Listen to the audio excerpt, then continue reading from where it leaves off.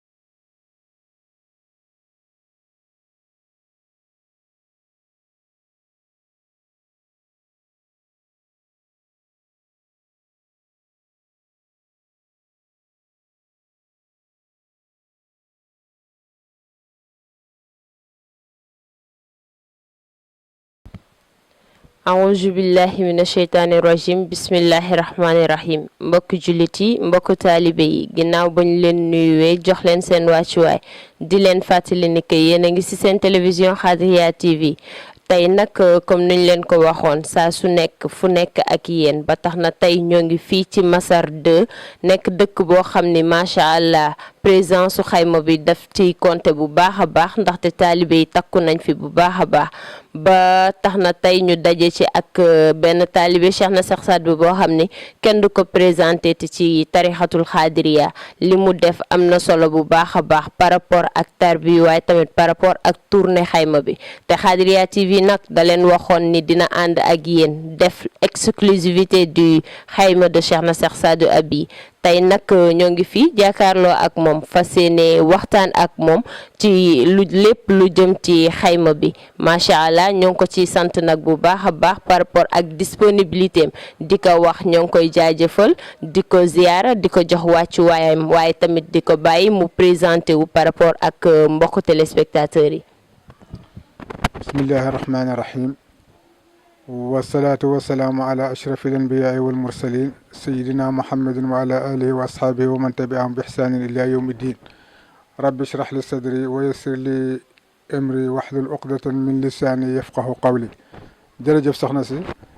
man maa ngi tudd Cheikh Saad Bou Sow dëkk Ngumba Ngeewul di taalibe Cheikh Saad Bou Diop ibnu Cheikh Ahmad Diop mi nga xam ne moom moo sos dëkk bi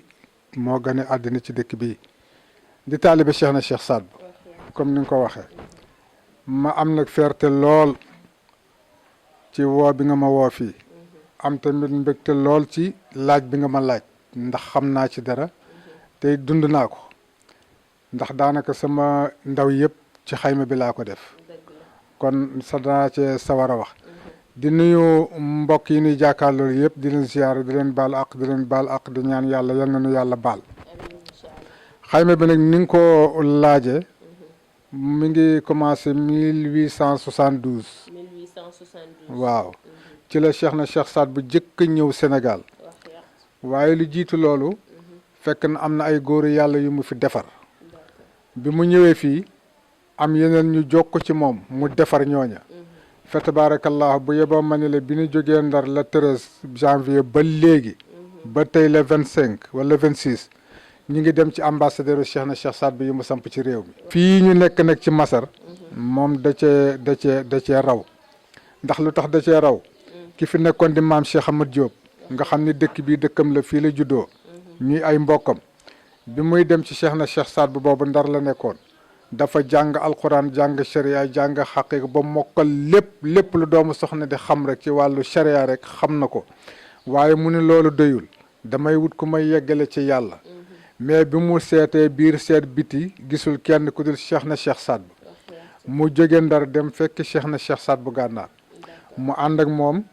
yàlla dogal la mu doon wut ci Cheikh na Cheikh Saad Bou yàlla yombalal ko ci loxol Cheikh na Cheikh Saad Bou Cheikh na Cheikh Saad Bou meeteel ko ginnaaw ba mu defee ci moom juróom-ñaari at waaye tamit moom tamit mu delloo ko njukkal mu gërëm ko ngërëm loo xam ne gërëmu ko benn taalibeem ba pare tamit jox ko loo xam ne ni joxu ko kenn ndax Cheikh Ahmad Diop borom dëkk bii tey am na ndigal joxe tarixa xaadiriya am na ndigal joxe tarixa tijaan te Cheikh na Cheikh Saad Bou moo ko jox waaw yàlla dogal tamit bi mu amee doom muy Cheikh Saad Bou Diop mi nga xam ne moo gën a siiw moom la ñëpp xam moom la ñëpp miin moom tamit mu demoon ci Cheikh na Cheikh Saad Bou Cheikh na Cheikh Saad Bou yaral ko boppam tuddee ko boppam moo del si fii ne kooku la ñu gën a miin waaye Cheikh Ahmad Diop mooy bàyyam waaye li wérte woor mooy Cheikh na Cheikh Saad Bou ci ay leetaram ki ndénkaaneem ak ki ngërëmam mi ngi naa maam Cheikh Ahmad Diop salaamun ka qadri muhammadin sallallahu alayhi wa sallam alladi faaqa al-anbiyaa wal mursalina mab'uusan ila saa'iri l-umam bil hidaayati wa diin mujibuhu inni anka raadin ba muy juróom-ñaari yoon raadin mooy gërëm naa la gërëm naa la gërëm naa la gërëm naa la gërëm naa la gërëm naa la gërëm naa la ba muy juróom-ñaari yoon waaw mais nuyoo bi moo jëkk am solo maa ngi lay nuyu yow Cheikh Ahmad Diop nuyoo boo xam ne mi ngi toll na wàcc waayu yonent bi sallallahu alayhi wa sallam xoolal nuyoo boobu kon ki muy nuyu foor na ci moom ki muy nuyu rëy na ci moom waaye ki muy nuyu tamit jege na ko waaye bi mu ko waxee gërëm naa la ba pare def ni ko maa ngi ñaan yàlla yàlla gërëm na la yonent bi gërëm na la waaye ngërëm loo xam ne dootul dog ba yowmal xiyaamati te képp koo xam ne kii aju na ci yow wala sa doom wala ko bokk ak yow kooku am na ngërëmal yàlla kon waxuma la sax nun waaye yéen ñi nga xam ne yéen ay ñëw fii ci événement bi sax am ngeen ngërëmul yàlla ndax Cheikh na Cheikh Saad Bou ko garanti Cheikh Ahmad Diop boobaak léegi fa tabarakallahu lii dakkul waaye li ci gën a am solo te am ci solo te nga xam ne mooy réalité bi mooy addiya taxul a jóg xayma bi alal taxu koo jóg wut mbooloo taxu koo jóg wut tur taxu koo jóg dafa am loo xam ne Cheikh na Cheikh Saad Bou da ko fee defoon ci ay doomu aadama yu nekk ci réew mi mu wëlbatiku di seet di leen nemmeeku di seet nan la ñu toogee ak la mu leen joxoon nu nu ko téyee ak ndax bàyyi nañ ko wala bàyyiwuñu ko mu ñëw di ko renouveler loolu mooy dox ba suñu jonni tey waaw loolu mooy waral tournée xayma bi loolu moo waral tournée xayma bi li Cheikh na Cheikh Saad Bou ci say wax dafa defar ay góor yàlla ba pare comme ni ko nit ñi di faral di waxee defar na leen jox na leen lu nga xam ni mën naa wax ni que lu nga xam ni kéemtaan la ay kéemtaan la nit ñi duñ ci wax waaye tamit daf leen ko jox ba pare bàyyeewu leen ko noonu seetaanawul leen ko ci biir da leen ko jox ba pare topp leen di nemmeeku di xool nan lañ koy utiliser loolu moo waral xayma bi nii waaw mbokk jullit yi defe naa ni que cheikh bi li mu wax am na solo bu baax a baax ndaxte tey jii nii taalibe yi doon nañ gis xayma bi di dem doon nañ gis di dégg tamit tournée xayma bi xalif général bi dem na ci dëkk bi xalif général bi dem na ci dëkk bële am na ay manifestation yu ci am dinañ ci gis animation dinañ ci gis tamit teral bu nekk macha allah waaye moom li mu wax dafa wóor nee na defuñu ko ngir am tur defuñu ko ngir am ay taalibe mais si Cheikh na Cheikh Saad Bou la jóge moom dafa defar ay nit am lu mu leen dénk jox leen ko di dellu siwaat si ñoom pour gën a mën a xam ñoom nan lañ koy utiliser cheikh bi loolu am na solo bu baax a baax léegi yow par rapport ak depuis ci jamono Cheikh na Cheikh Saad Bou tey jii nii ndax yéen ay historien ngeen xam ngeen lu bëri par rapport ak tournée xayma bi si jamono Cheikh na Cheikh Saad Bou ni mu ko doon defee est-ce que jàpp nga ni que ba léegi tey jii nii ñu yegg ci xalifatul nu mu tudd centenaire Cheikh na Cheikh Saad Bou muy Cheikh Aya doomu Cheikh Talibé doomu Cheikh Aya est-ce que jàpp ngeen ni que ligne bi ni mu doon doxalee ba léegi noonu la continuer muy tournée xayma bi dëgg la man ci sama jëm bopp maa ngi commencé xam xayma bi ci 3e wala 4e xalifa Cheikh na Cheikh Saad Bou ndax bi Cheikh na Cheikh Saad Bou génne àddina Cheikh Sidi Boye moo toog bi Cheikh Sidi Boye demee Cheikh Sidatil Kébir moo toog bi Cheikh Sidatil Kébir demee Cheikh Talibou yaa toog Cheikh Talibou yaa nag fekk naa jamonoom waaye ay quelques jours laa ànd ak moom yàlla dogal mu dellu ci leen at moom la ne la muy 64 waaye premier xalifa taawam man ci laa dem gànnaar ci laa nekk Nimsaat premier xalifa taawam ba kii fi nekk tey di Cheikh Aya loolu macha allah moom loo ma ci laaj xam naa ko waaw ndax bi fi Cheikh Sidaati jógee fa tabarakallahu ni li alquran di wax rek inna wajadna abaana ala ummatin wa inna ala azarihim muqtadun nun fekk nañu suñu bàyyi teg fi ñu teg seen tànk rek foofu lañ teg seen tànk waaw ci Cheikh na Cheikh Saad bu fi mu tegoon tànkam moom na ma ko yore woon na ma ko doon doxale ba Cheikh Aya mii nga xam ne tey moom mujj ci doomu Cheikh Talibou yi bu mu jur ba léegi noonu la koy doxale kenn ku ci nekk rek mu jaddid la mu jaddid mooy ku yeesal la waaw Cheikh Sidaati bi mu demee fi mu yemoon fa la Cheikh Malaay ni rakkam commencé ba ni ko yàlla jële Cheikh Malaay ni fi mu yemoon fa la rakkam Cheikh Nat Fay di Cheikh Saad bu commencé ba fi mu yem Cheikh Nat Fay fa mu yem fa la rakkam Cheikh Bunel na commencé ba fi mu yem Cheikh Bunel na fa mu yem fa la Cheikh Ayam it commencé waaw yal na ko yàlla may gudd fan ak wér waaw voilà te moom tamit am na ay gis-gis yu bëree bëri ci kër gi ndax li mu sumb yëpp fa tabarakallah ndax mi ngi bëgg a defar jumaa bëgg a defar daara bëgg a defar hôpital te yooyu yëpp ay mébétam la bëgg a defar yoon ñuy ñaan jullit yëpp daal ñaanal ko yàlla defal ko gudd fan ak wér moom Cheikh Ayam yi ndax lu bokk na ci ay projet am te sax bu yeboo ma ne daanaka commencé na ko ba pare waaw kon ñu ngi koy ñaanal rek yàlla may ko gudd fan ak wér li ci nekk daal mooy la yëf yi doon la fi Cheikh na Cheikh Saad bu bàyyi woon ba léegi dara randuwu ci duñ koy yokk rek waaye du wàññeeku waaw te it ñi mu fi defaroon bàyyi leen fi ñooñu nekkatuñu fi waaye seeni doom ak seeni sët ñoo fi nekk ba léegi ne seen maam tooge woon di ko gérer ba léegi ñoom sët yeeg ñoom noonu lañ koy gérer waaw fii ci kër gii nag tey nga xam ne fii la mooy Masar nga xam ne kër Cheikh Ahmad Diop la nun foofu la ñu aju ñeenti yoon lay ñëw ci moom waaw ndax dana ñëw Masar gële Masar sanc dana ñëw Masar gi dana dem kel fa laa nekk man le 1er février la fay ñëw dana ñëw géewul ngumba ngéewul fa la xalifa bi nekk Cheikh Ahmad Diop doomu Cheikh Saad bu Diop kon nun am nañu bénéfice ñeenti yoon lay ñëw ci ñun waaw kon waaw bu baax a baax Cheikh bi di la si sant di la ci gërëm bu baax a baax macha allah li nga jox noonu nekk na leeral yu nga xam ni mbokk taalibe yi waaye tamit mbokk téléspectateur u Xaadiriya buñ ko gisee dinañ ci gën a mën a comprendre tournée xayma bi moom exactement buy départ fan lay jógee di jëm si fii nii di dugg si ba Sénégal fan lay départ waaw xayma bi mi ngi départ le 4 janvier bi mu départ jeudi le 4 janvier mi ngi ñëw dëkk bu naa Débi waaw Débi mi ngi ci ginnaaw Ndar dafa bootu ci Ndar rek waaw foofu la nekk foofu mooy première étape bi bu fa jógee nag dafay continuer di dox ba le 28 avril lay jeex daan tournée bi yëpp 4 mois la d'accord moom ay date la yu nga xam ne dañ koy téye wala si mois yi rek la waaw moom ci ay annuel la toujours chaque année janvier lay doon waaw ci début bi wala ci fin bi kay amul comme ñu jàpp benn journée comme le 2 la xayma bi di commencer chaque année kay parce que bii ñu commencé ni man maay defar programme bi maa koy tàppe ay lettre la ñii fi mu nekk ni dañoo am seen lettre programme Sénégal yëpp fa xayma bi dem parce que ñi ngi dem ci 92 villages 92 villages yooyu yëpp kenn ku ci nekk jox naa la sa lettre kenn ku ci nekk xam nga ban jour la xayma bi ñëw ci yow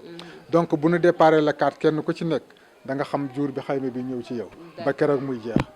waaw fi mu ne ñëpp ko xam loolu am na solo wax mel na ni que tournée xayma bi comme niñ leen koy waxee rek saa su nekk ak yéen fu nekk ak yéen juste pour leeralal leen lépp loo leen bëgg a xam ci tournée xayma bi moom li mu wax nii am na solo bu baax a baax am na organisation par rapport ak jour yi am na organisation par rapport ak village yi ñuy dem waaye cheikh bi li nga wax noonu dama ci jàpp benn kàddu mu nekk 92 villages loolu nekkul lu tuuti déedéet waaw nekkul lu tuuti xayma bi ndax di ngeen ci faral di jànkonteel ay jafe-jafe ci tournée bi non macha allah depuis bu ñu déparé ba ni ñuy arrivé Dakar amul benn jafe-jafe bi mooy xanaa da nga gëmmentu léeg-léeg wala nga sonn léeg-léeg mais yeneen problème yi am non kooku yàlla dimbali te it yàlla dimbali nañu bu góor gi jógee avant muy jóg dafay bind président de la république fi mu nekk nii fu gouverneur nekk fu maire nekk fu lu ne de kenn ku ci ne da ngay joxe ndigal waaw ministre de l'intérieur dafay joxe ndigal fu nu dëkk gis nga gaa yaa nga toog fee ca xayma ba nii leen koy jàpp ba keroog bi ñu jógee ba léegi nii leen koy jàpp fu ñu dem sécurité baa nga ànd ak ñun kon amuñu benn problème. macha allah léegi autorité sénégalaise ñoom dañoo am seen wàll ci tournée xayma bi. bu baax a baax ndax jàpp nañ ci bu baax a baax ndax heure boo xamee ne góor gi mi nga waaj a jóg rek du ñuy bind président de la république. yéen koy bind. waaw président de la république jox ndigal ministre de l'intérieur. bu ko defee fu gouverneur nekk. fu préfet nekk fu sous préfet nekk fu maire ne ñoom ñëpp duñ ci amul fenn fu ñu dem foo xam ne fi autorité gouvernementale ñëwoo fa. waaw ba sànq fii moo fi mujj. fi mu ne gis nga police nga ne taxaw ñu ngi foofu. bi ñu jógee ba léegi ñu ngi ànd ak noonu ba keroog ñu yegg Dakar. kon am nañu tubaarkàlla am nañu sécurité macha allah kon yéen ñi ngi leen di sant bu baax. léegi cheikh bi li nga wax noonu am na solo bu baax a baax tey nag mbokku taalibe yi bu ñu toogee di seetaan par rapport ak tournée xayma bi ñoom dinañ gis ni que tournée xayma bi moo ngi dem ñenn ñi dinañ ne yëg nga ni xayma bi mu ngi ñëw ci dëkk bi yëg nga ni mu ñëpp ñoo ngi koy préparé daal ñëpp ñoo ngi ci ànd ak préparation yu wóor lépp ngir jug bég ci Cheikh na Cheikh Saad Bou comme ni ko ñëpp di waxee waaye tey man bu ma doon comprendre tey xayma bi moom remontance am comme ni nga koy waxee ci Cheikh na Cheikh Saad Bou la jóge tey jii nii ba yegg si fii nii ci Cheikh Aya mais xayma bi man jàpp naa ni ko du demee noonu am na yi nga xam ne ñoo ngi ci biir tey jii nii yaa ngi ci télévision Khadria TV te ñun dañoo wax suñu mbooloo ni que lépp lu xew ci tente bi incha allah ñoom dañ koy vivre en exclusivité dañuy xam lan mooy xayma Cheikh na Cheikh Saad Bou d'abord loolu lañ bëgg a xam xayma Cheikh na Cheikh Saad Bou lan moo tax it le nom xayma lan moo tax ñu tuddee ko xayma ànd ak moom yéen ñëpp taalibe yi ak cheikh yëpp ànd ci di dem pourquoi le nom xayma ànd ci ak Cheikh na Cheikh Saad Bou. waaw kay jërëjëf loolu am na solo lool waaye xayma Cheikh na Cheikh Saad Bou bàyyam Cheikh na Cheikh Mohamed Fadal moom moo ko meeteel yi muy meeteel taalibe yi bàyyam Cheikh na Cheikh Mohamed Fadal moo ko jëkk a meeteel bi mu ko meeteelee ba pare mu jox ko ndigal mu génn awdu bi mu génnee awdu yàlla dogal mu jubal si sowwu jant ndax fa la ko Cheikh na Cheikh Mohamed Fadal bàyyam waxoon ne foofu ngay feeñee ndax ñaari kuy mën noo bokk benn mbalka bu nuy naaye te Cheikh Mohamed Fadal kuy la Cheikh na Cheikh Saad Bou kuy la kon il faut que kenn ci ñoom génn te Cheikh na Cheikh Saad Bou war a génn bi mu ko defee nag Cheikh na Cheikh Saad Bou génn bi mu génnee nag yàlla dogal mu ñëw sowwu jant nun nit ñu ñuul ñu gëm ko yaakaar ko am ci moom yaakaar jébbalu ci moom waaw meeteel googu mu jëlee woon ci bàyyam Cheikh na Cheikh Mohamed Fadal nag ci meeteel boobu la meetele taalibe yi fa la meeteel jóge xayma estilu arabe la mooy seen néeg waaw néeg la rek waa xayma mooy néeg la rek néeg boobu nag doo ko gis fenn fu dul ci sirif si naar yi ñoo koy yor bu ko defee nag ñoom mën na noo ñëw fii bu nu ñëwee ñu dalal leen ci kër gu gën a rafet ñu dalal leen ci ñu dugg ci xaj nañ ci waaye déedéet dafa di aada ci ñoom ñu yor seen berkele di dox ak moom bu ko defee ci la ñuy gën a nekk à l'aise te it ci lay gën a am pëns waaw ci lay gën a yaakaaru yaa ngi dégg ndax fi mu nekk nii kii fi nekk ci biir xayma bi du guddi mukk ba mu génn xayma bi dem fanaani ci kër du sedd ba mu génn dem fanaani ci néeg du tàng ba mu génn dem fanaani ci néeg guddeeg bëccëg mi ngi ci biir xayma bi waaw mbóot mi ci xayma bi la nekk waaw yooyu Cheikh na Cheikh Mohamed Fadal joxoon Cheikh na Cheikh Saad Bou nekk muy ay bagages muy meeteel bi ak yet wi ak téere bi tabala bi secret soosu bagage yooyu nag ñoo fi nekk ba ndëgg ni léegi wax ma par rapport ak téere bi ngay wax ak yet yi bagage yooyu noonu laa bëgg tey nga gën koo fitnal tey ji yooyu foo dem rek am na ndono foo dem rek am na ndono googu nag lanu doon ne ci seen maam Cheikh na Cheikh Mohamed Fadal wala sax moom lañu doon ne ci seen maam yonent bi sallallahu alayhi wa sallam yaa ngi dégg ndono googu nag mooy dox ba léegi waaw te waarazat lahu fuxuulun an fuxuul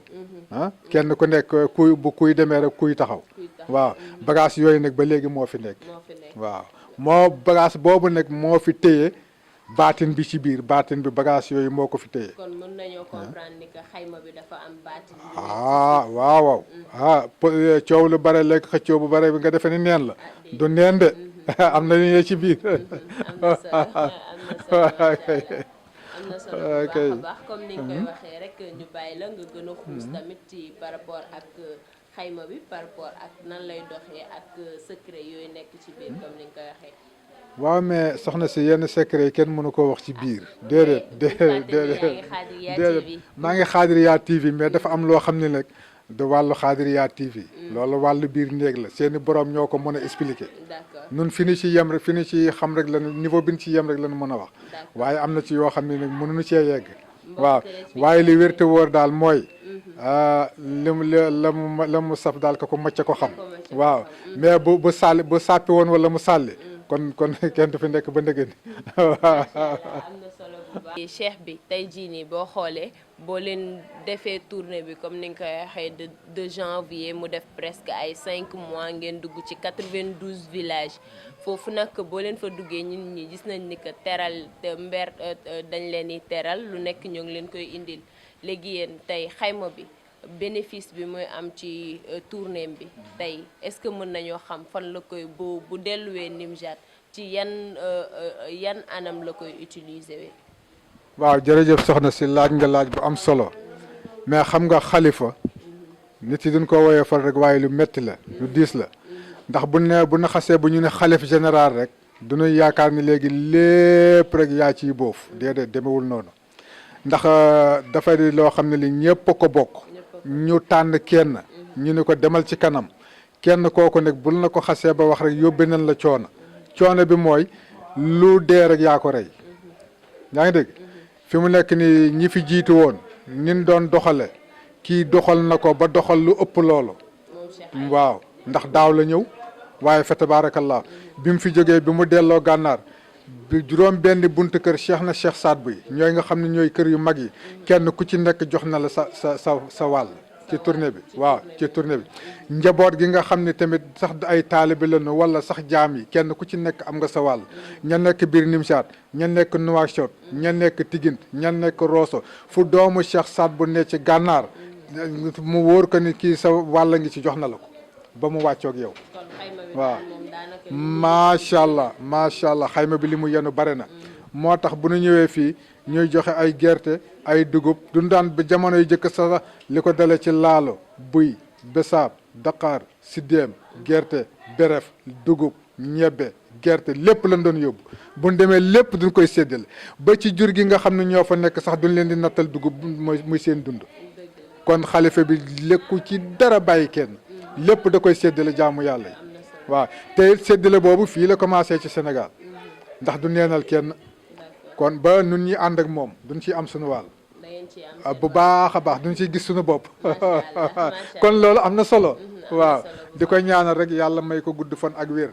di ñaan yàlla ak yonente beeg barke Cheikh na Cheikh Saad Bou yàlla na ko yàlla lafal cat yàlla may ko gudd fan yàlla may ko wér yàlla may ko talak fekke ba li mu mëbët ci kër Cheikh na Cheikh Saad Bou yàlla may ko muy yeggale ko waaye yéen tamit ñu ngi leen di sant bu baax di leen gërëm di leen ñaanal yàlla di ñaan yàlla seen télé bi yàlla na yokk ba ngeen yëg ko ci daraja yonent bi sallallahu alayhi wa sallam yàlla def leen ay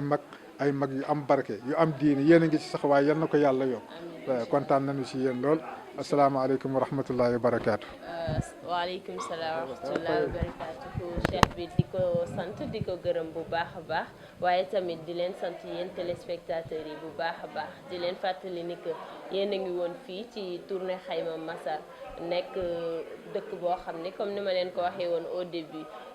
taalibe xaadir yi bëri nañ fi macha allah Cheikh na Cheikh Saad Bou tamit def na ci histoire bi nga xam ni duñ ko nettali kenn defe naa ni que ñëpp xam nañ ko macha allah di si sant ñëpp di ci gërëm ñëpp di leen wax ni que le meilleur reste à venir ak télévision Xaadiriya TV waaye nag balaa may tëj dinaa sant sama caméraman Abdoul Khadir Diouf maa ngi koy sant sama monteur Ahmadou Diagne maa ngi koy sant di ko jox wàccu waayam bu baax a baax di leen wax yéen téléspectateurs yi yal na leen yàlla may jàmm ngeen yàgg di suivre télévision Xaadiriya TV avec vous toujours et partout.